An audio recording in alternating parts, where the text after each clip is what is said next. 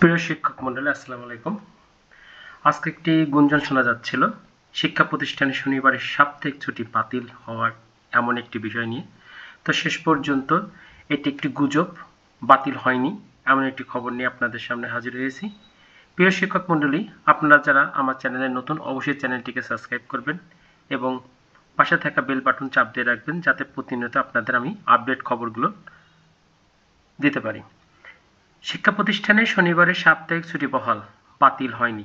চলুন ভিতরে গিয়ে একটু বিস্তারিত জেনে আসি। সম্প্রতি সামাজিক যোগাযোগ মাধ্যমে ছড়িয়ে পড়া 1 আগস্ট থেকে শনিবারও খোলা থাকবে দেশের সব শিক্ষা প্রতিষ্ঠান। এই দাবি পুরোপুরি ভিত্তিহীন। শিক্ষা মন্ত্রণালয় কিংবা মাধ্যমিক ও শিক্ষা অধিদপ্তর অর্থাৎ মাউসি এমন কোনো সিদ্ধান্ত নেয়নি।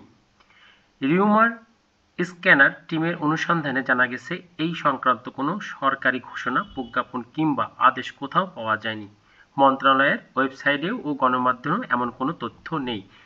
এই বিষয়ে শিক্ষা মন্ত্রণালয়ের সিনিয়র তথ্য অফিসার সিরাজউদ্দৌলা খান বলেন, আমার জানা মতে এমন কোনো সিদ্ধান্ত হয়নি।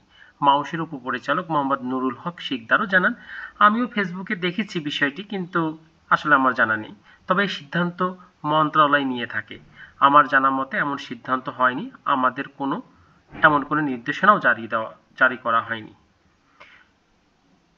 প্রিয় শিক্ষক মণ্ডলী, আসলে এসব খবর মাঝে মাঝে পাওয়া যায়, ভিত্তিহীন, গুজব। শনিবারের সাপ্তাহিক ছুটি বাতিল, এই দাবি পুরোপুরি গুজব এবং বিভ্রান্তিকর। শিক্ষা প্রতিষ্ঠানের নিয়মিত সাপ্তাহিক ছুটি অনুযায়ী শনিবার ছুটি বহাল আছে, এমন আমরা মোটামুটি নিশ্চিত হতে পারি। তো প্রিয় শিক্ষক মণ্ডলী এবং ভিউয়ার, আমরা নিশ্চিত থাকি যে শনিবারের ছুটি আসলে বহাল আছে, এটা বাতিল হয়নি। শুক্র শনিবার শিক্ষা প্রতিষ্ঠানে চলমান ছুটি বিরাজ করতে থাকবে। তো সবাই ভালো থাকবেন। আবার আপনাদের সামনে নতুন খবর নিয়ে হাজির হতে পারি। ধন্যবাদ, সবাই ভালো থাকবেন এবং আমার চ্যানেলে যারা নতুন, অবশ্যই চ্যানেলটিকে সাবস্ক্রাইব করবেন। ধন্যবাদ, সবাই ভালো থাকবেন।